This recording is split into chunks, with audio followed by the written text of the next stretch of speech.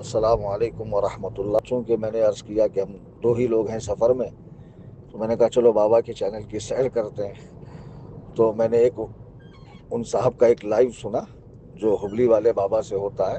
تو خیر اس میں تو حسنین بقائی صاحب کا اور دوسری باتوں پہ ان کا مکالمہ ہو رہا تھا۔ پھر مجھے ایک صاحب نے لنک بھیجی کہ بابا نے آپ کے تعلق سے کچھ کہا۔ میں نے کہا چلو سن لیتے ہیں۔ اب یہی موقع ہوتا ہے سفر میں کہ گاڑی میں لگا کے سن لیتے ہیں، تو سنا میں نے۔ تو اس میں بابا نے بہت ساری باتیں کری، کچھ سے مجھے بہت اتفاق ہے اور کچھ سے مجھے ایسا معلوم ہو رہا ہے کہ اللہ تعالیٰ جب کسی کو ہدایت عطا فرمانا چاہے تو پھر کون روک سکتا ہے، اور اللہ تعالیٰ جسے گمراہ کرے اسے کوئی ہدایت نہیں دے سکتا۔ خیر میں نے وہ ساری باتیں بالاستیعاب سنی۔ اس میں ایک بات بابا نے جو کہی کہ مفتی کلیم حنفی نے لوگوں سے کہا کہ ان کو گالی دو، یہ کرو وہ کرو، اور اگر میں چاہوں تو مفتی کلیم حنفی کے گھر میں لوگ گھس کے ماریں گے۔ تو میں ایک بات کی وضاحت کر دوں بابا جی، شاید آپ کو یاد ہوگا کہ آپ کے جو مریدین ہیں جری مری کے پلاسٹک سوال میں آج تک کبھی میں نے نام نہیں لیا تھا، اب لے رہا ہوں۔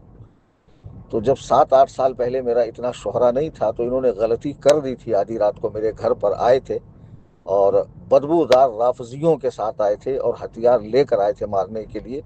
میں اکیلا گھر میں تھا، اللہ نے میری بال حفاظت فرمائی، اور کسی طرح میں نے چوکی پہنچ کر ان کو چیلنج کیا کہ اس طرح گھر پہ آ کر بدمعاشی کرنا یہ مسئلے کا حل نہیں، یہ مناظرہ کر لو۔ تو پھر وہ لوگ پیچھے ہٹے کہ ہم اپنا مناظر لائیں گے، یہ کریں گے وہ کریں گے، آج تک نہیں لائے۔ وہ علاقہ مجھے چھوڑے ہوئے 7 سال ہو گئے، میں دوسری جگہ رہتا ہوں جہاں آپ کے مریدین کا نام و نشان نہیں ہے، اور الحمدللہ کثیر تعداد میں بریلوی ہیں۔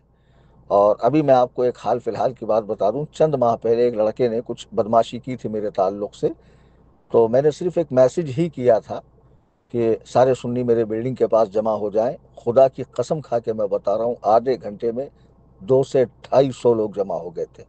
تو آپ کے مریدین کو کہنا یہ غلطی اب نہ کریں، ٹھیک ہے؟ اور آپ کے مطابق آپ کے منافق مرید اتنے ہیں اور مخلص کتنے ہیں پتہ نہیں، تو آپ یہ نہ سمجھیں کہ واٹس ایپ چینل میں جو 1,31,000 لوگ ہیں یہی میرے فالوورز ہیں۔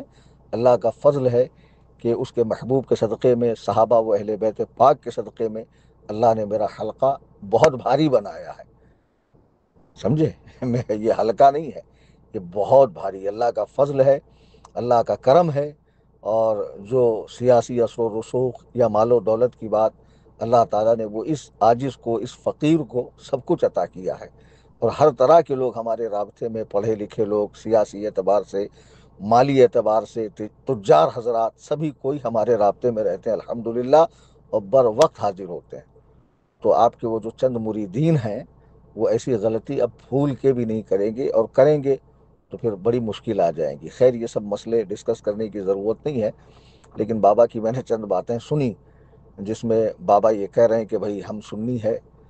تو مسئلہ ایسا ہے کہ میں آپ سے جو چھڑتا ہوں، آپ نے ایک مسئلہ حضرت گلزار ملت نے، آپ کے گلزار ملت نے کہا تھا مجھے جبہ مولا علی پر ناز نہیں ہے، بریلویت پہ ناز ہے، شاید ایسا کوئی بیان تھا، وہ بیان میں نے سنا نہیں۔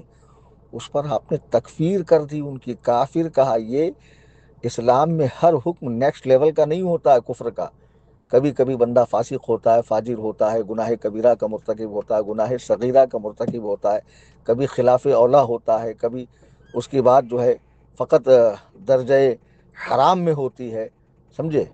آپ ڈائریکٹ کافر اور ابن کافر، ان کے باپ کو بھی آپ نے کافر کہا۔ اور کفر و اسلام کا مسئلہ بہت محتاط ہوتا ہے۔ ہم خود ہر دیوبندی کو کافر، ہر وہابی کو کافر نہیں کہتے ہیں بابا، آئی سمجھ میں بات؟ اس کے لیے جو قواعد ہیں، جو ضوابط ہیں، جب وہ پورے ہو جاتے ہیں، اتمام حجت ہوتی ہے، تب حکم شرع لگتا ہے۔ تو آپ سے یہ معاملہ ہے رہا۔ میں نے آج ہی تقریر میں بتایا کہ سید اگر تفضیلی بھی ہو، یعنی وہ صرف حضرت مولا کائنات کرم اللہ تعالی وجہہ الکریم کو حضرات شیخین پر فضیلت دے، لیکن ان کی عظمتوں کا بھی انکار نہ کرے، کسی صحابی کی تکفیر نہ کرے، جہنمی باغی نہ کہے، تب بھی اس کی تعظیم، اس کے نسب کی تعظیم واجب ہے۔ یہ تو ہم خود ہی مسئلہ بتاتے ہیں، جی ہاں۔ اور پھر جو کسی صحابی کی تکفیر کرے معاذ اللہ، انہیں جہنمی کہے، تو اس کا حکم سخت ہے۔ بہرحال آپ کوشش میں ہیں، اور آپ نے کہا کہ آپ کو برا لگا، حسن اللہ علی کی باتیں، تو سوچو آپ کو جب حضور غریب نواز رضی اللہ تعالیٰ عنہ پہ بولا گیا، برا لگا، تو وہ جن کی آل میں ہے، اولاد میں ہے، یہ تو ان میں بھی بہت سو کو تبرہ کرتا ہے، کیا یہ امام زید پہ تبرہ نہیں کرتا ہے کہ نہیں کرتا امام زید پر؟ یہ اتنا بڑا خبیث آدمی ہے، اس نے حضور غوث پاک، حضور غریب نواز، اور یہ تصوف کو کنڈم کرتا ہے، یہ وہابیوں کی طرح تصوف کو کنڈم کرتا ہے۔ بہرحال بہت ساری باتیں ہیں، چلیے آپ کی کوشش اس سلسلے میں مخلصانہ ہے، اور آپ کی کاوشیں اچھی ہے کہ آپ چاہ رہے ہیں کہ مناظرہ ہوگا، ضرور ہوگا، اور آپ کا جو یہ کہنا ہے کہ کلیم حنفی بہترین عالم ہے بحمدللہ، وہ جو اس طرح کی ٹچی حرکتیں کرتا ہے نا یار، آپ کی غلطیاں پکڑتا ہے، تلفظ کی غلطیاں پکڑتا ہے، تو انشاءاللہ اس کو موقع نہیں ملے گا۔ اور وہ جو حوالے رکھتا ہے، ابھی آپ سمجھ رہے ہوں گے کہ جب چیلنج ہوا، اس کی بہت ساری ویڈیوز میں نے دیکھی، عدم ایمان پر جو اس نے لوگوں سے ڈیبیٹس کی ہے، اس کے دلائل کو بھی میں نے غور سے دیکھا ہے، اور اس کے جوابات بھی الحمدللہ مستحضر ہے۔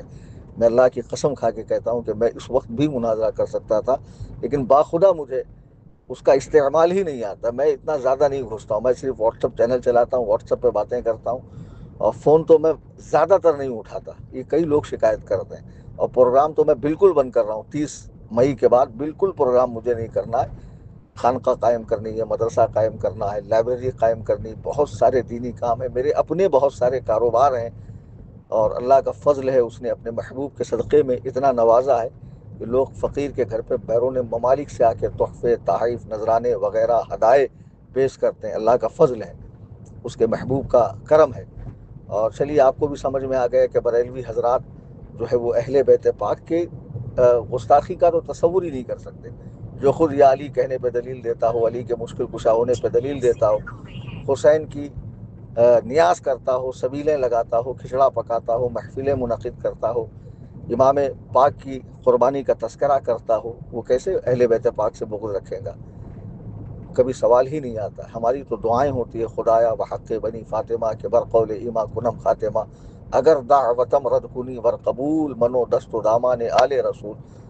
خیر، باتیں بہت اچھی ہے، میں نے بھی آپ کی ویڈیو سنی، موقع ملتا ہے تو میں سن لیتا ہوں، اور الحمدللہ میں مناظرے کے لیے بالکل تیار ہوں، اور بس شرائط ترتیب دوں، اور پھر انشاءاللہ 13 تاریخ کو مناظرہ ہوگا، اور اللہ تبارک و تعالی حق کو غلبہ عطا فرمائے گا۔ وَقُلْ جَاءَ الْحَقُّ وَزَهَقَ الْبَاطِلُ، اور اس کا بھی جلوہ لوگ دیکھیں گے، إِنَّ الْبَاطِلَ كَانَ زَهُوقًا۔ اللہ تبارک و تعالی حق گوئی کی توفیق عطا فرمائے، آمین ثم آمین، بجاہ النبی الکریم صلی اللہ علیہ وسلم۔